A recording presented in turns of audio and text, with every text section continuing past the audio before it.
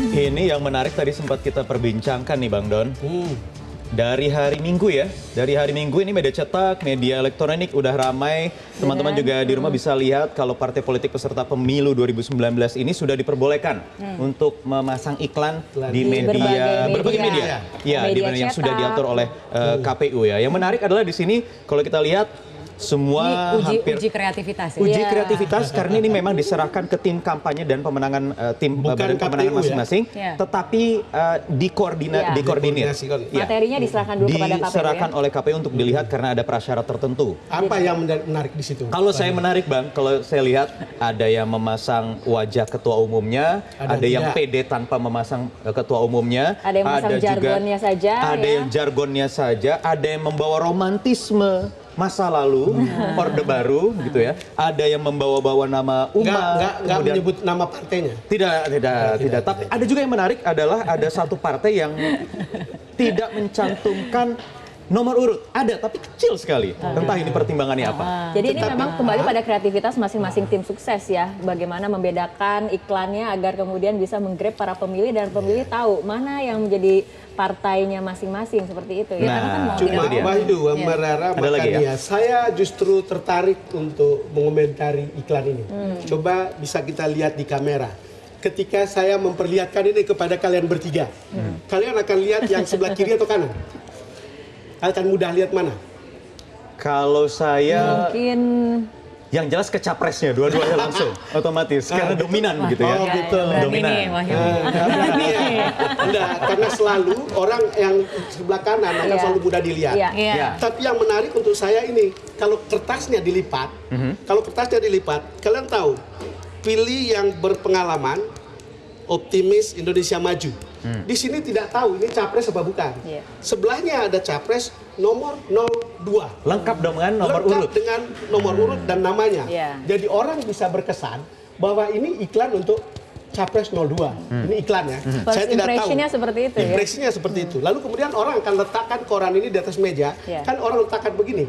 Lalu orang tidak lihat lagi yang belakangnya, ini bagian belakang dari koran ini. Kemudian pasangan 01 baru terlihat ada di bawah. Dan itu baru bisa dilihat secara utuh kalau orang melihat membuka halaman. Membuka penuh. Kalau tidak dibuka penuh, orang tidak akan lihat bahwa ini capres 01 gitu. Saya tidak tahu apakah ini dari KPU ketentuannya ataukah dari tim masing-masing. Kalau saya jadi nomor 1, saya sebetulnya lebih baik dipisahkan halamannya. Dipisahkan terlalu panjang begitu ya? Iya. Terlalu panjang. Karena orang tidak akan... Artinya biayanya juga lebih besar. Artinya tapi pertimbangan untuk membuat sebuah kreativitas memang harus sedetil itu. Sampai sedetil itu ya. Penempatan angka juga kemudian harus dipertimbangkan secara matang. Ya, tapi yang jelas Bang, karena saya ingin melihat siapa yang menawarkan ide atau program paling jelas, saya pasti akan melihat penjelasan. Dan ini terlihat jelas ketika yang di kiri atau di kanan ini menjelaskan programnya masing-masing dengan komprehensif atau tidak. Ini ada kartu sakti, 3 kartu sakti, kartu sembako murah. Ada definisinya. Sebelahnya harga terjangkau, kira-kira mirip lah. Kemudian ada kartu prakerja, sebelahnya lapangan pekerjaan tersedia. Lalu kemudian yang tidak dipunyai di pasangan 02 adalah KIP kuliah. Dan ada penjelasannya Bang? Ada penjelasannya. Kalau lihat iklan seperti ini, mestinya penonton atau pembaca akan lebih mudah melihat mana yang lebih konkret, mana yang belum. Mana yang belum gitu. Tapi yang paling menarik Bang, boleh pinjam mungkin suaranya. Ini ada yang menarik mungkin kalau dilihat mungkin terlalu kecil ya. Dua-duanya ini menggunakan ala jual tukang obat. Yang satu insya Allah ada 2 khasiat. Yang satu kartu prakerja jurus manjur anti nganggur gitu ya. Jurus manjur gitu ya. Ada bahasa-bahasa yang mungkin ini mengingatkan lagi ini gaya-gaya advertising jualan. Kampanye. Jualan. Pasti jualan. Jualan tagline ya. Jualan tagline. Dan kembali pada kreativitas tidak hanya kemudian di media cetak. Ini memang kreativitas juga diharapkan melibatkan teknologi karena seperti kita ketahui tim dari 01 ini menciptakan sebuah hologram ya, hologram Jokowi dan Kiai Haji Ma'ruf Amin, dan jika memang tujuannya adalah untuk menggrab ataupun merangkul milenial, ini mungkin bisa menjadi pertimbangan karena kan generasi milenial dianggap Akan sebagai menonton itu dan generasi tech teknologi, ya. savvy ya, penggemar teknologi seperti itu. Jadi itu baru loh untuk Indonesia, kampanye semacam ini baru. Ya. Saya tidak tahu di luar negeri. Ya, paling tidak menarik Kan perhatian begitu. yang putrinya diplomat gimana? Pernah lihat di luar negeri atau Ya, sudah di diplomat India, zaman yang kapan? saya tahu di India. Di India sudah ya? Di Narendra Modi pernah menggunakan strategi yang sama karena memang luas wilayah yang harus di cover begitu dalam masa kampanye, sehingga salah satu taktik yang dia gunakan strategi untuk menjangkau lebih banyak masa adalah dengan menggunakan teknologi hologram. Itu pernah dilakukan di India dan terbukti efektif. Efektif, terpilih menjadi Perdana dan Menteri. terpilih menjadi Perdana Menteri. Baik. Yang di televisi iklannya ada? Yang di televisi kita akan hadirkan ada beberapa iklan televisi sebenarnya yang akan kita tayangkan berikut ini yang mungkin kita bisa komentari bersama-sama.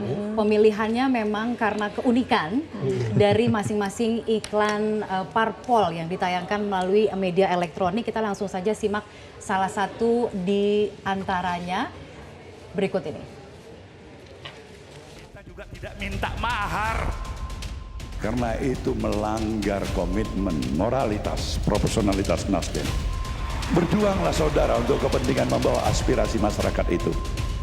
Bukan berjuang untuk kepentingan mengisi pundi-pundi kantong. Kita tidak main-main. Kita akan tangkap anggota-anggota Nasdem yang ada di situ.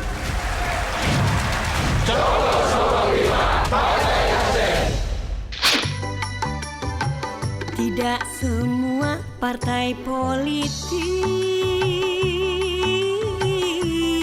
bersalah padamu. Contohnya PSI, partai anti korupsi, tolak poligami.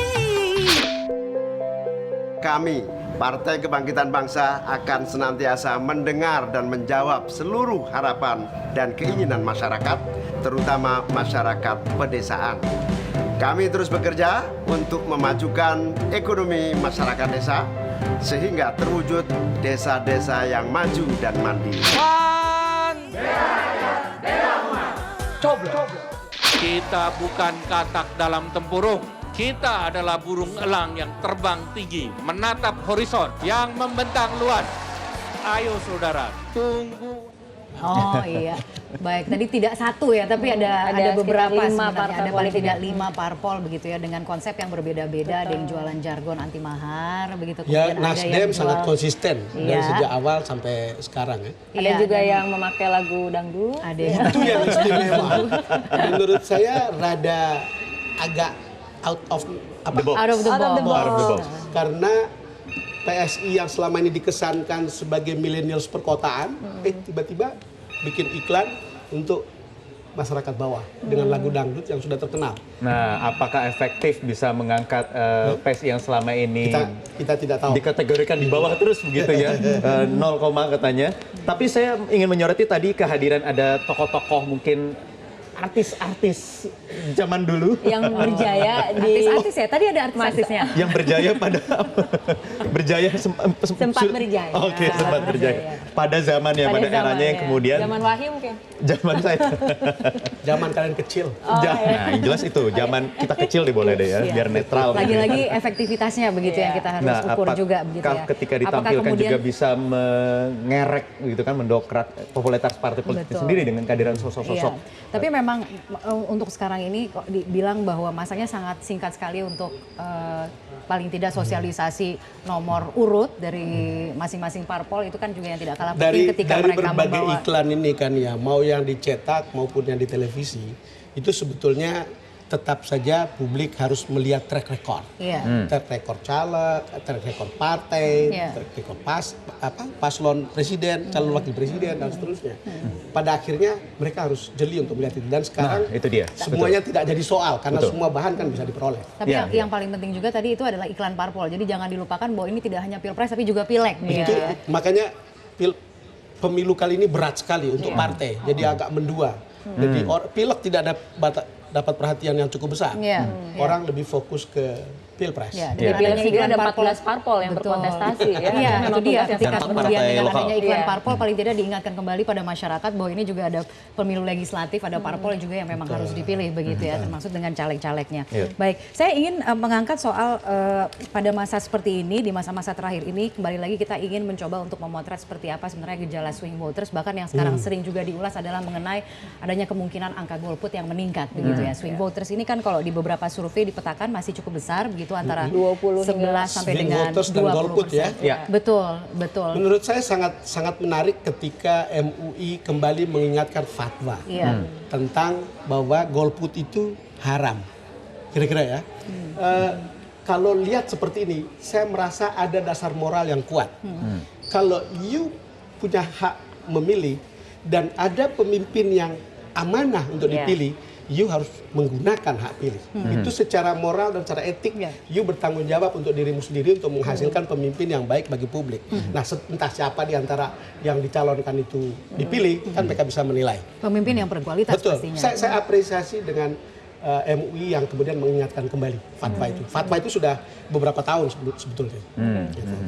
Artinya Oke. tidak hanya dari penyelenggara pemilu juga tanggung jawab untuk mensosialisasikan, ayo kita datang ke TPS, Betul. gunakan hak suara juga datang dari parpol, seperti itu paslon. Ya, ya, karena kita juga harus ingat dari catatan paling tidak dalam 3 pemilu terakhir atau 4 pemilu terakhir, ini tingkat partisipasi pemilih itu terus menurun dari 2004 Tapi 79.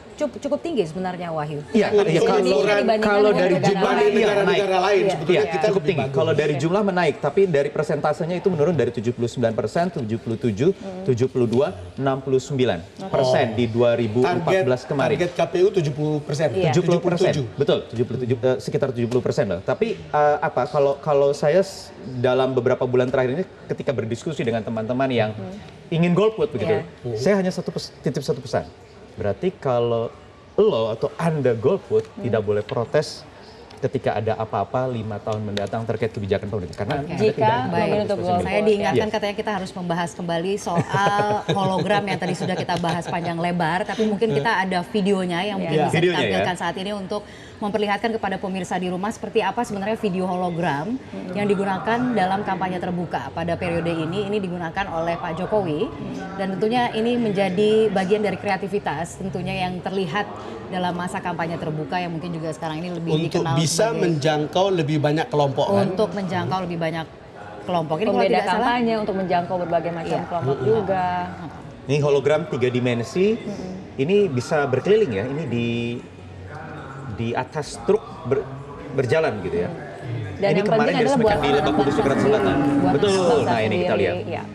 Oke, dan yang katanya akan dimanfaatkan di beberapa tempat lainnya. Ini salah satu tempat yang telah memanfaatkan teknologi ini. Teknologi hologram ini tentunya membuat seakan-akan paslon ada di tempat gitu untuk menyapa masyarakat yang hadir di situ mengikuti kampanye ini orang yang terbuka nonton dilaksanakan. Iya, Hologram ini langsung lokasinya ya. ada di Sragen tepatnya. Jadi suasananya seperti itu ya. Artinya ketika paslon tidak berkesempatan untuk datang ke suatu daerah, ini bisa dimunculkan Teknologi ini hologramnya. mahal apa murah? Tidak tahu. Mahal Teknologi dan hologram kreatif. pastinya mahal, Mahal dan gitu ya. kreatif tapi. Teknologi ini pastinya mahal. Iya. Dan tentunya akan paling tidak bisa mengatasi. Tapi ini disesuaikan gitu ya, dengan menyiasati perkembangan di zaman mana. seperti sekarang ya, makanya mengenai teknologi informasi yang memang semakin berkembang, dan lagi-lagi untuk grab milenial yang dikatakan generasi yang tech savvy ataupun penggemar teknologi, mungkin ini bisa jadi mencuri perhatian. Iya. Selain mencuri perhatian, tapi memang untuk menjangkau begitu banyak kelompok Daerah, dan tempat.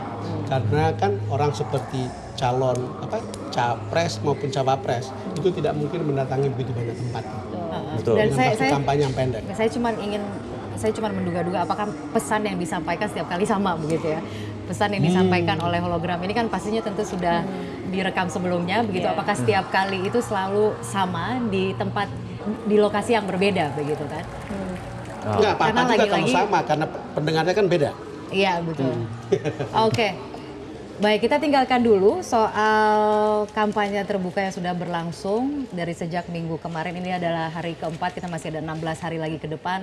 Mungkin minggu Sampai depan kita tanggal masih 13 akan membahas April. begitu ya mengenai apa saja yang terjadi selama kampanye terbuka berikut ini. Tapi yang pasti Saya ingin mengutip salah satu surveyor kita, Yunarto Wijaya dari Carta Politika, yang mengatakan bahwa lagi-lagi mempertanyakan soal efektivitas begitu dari kampanye terbuka dan lain sebagainya. Tapi satu yang pasti, ini berdasarkan survei yang dilakukan oleh Carta Politika, debat capres adalah salah satu juga yang ditunggu-tunggu, yang mungkin bisa mempengaruhi pemilih yang saat ini masih ragu-ragu. Dan seperti yang kita ketahui, debat keempat akan dilaksanakan dalam waktu dekat, tanggal 30 Maret. Itu yang akan kita bahas sesaat lagi di Metro TV Newsroom.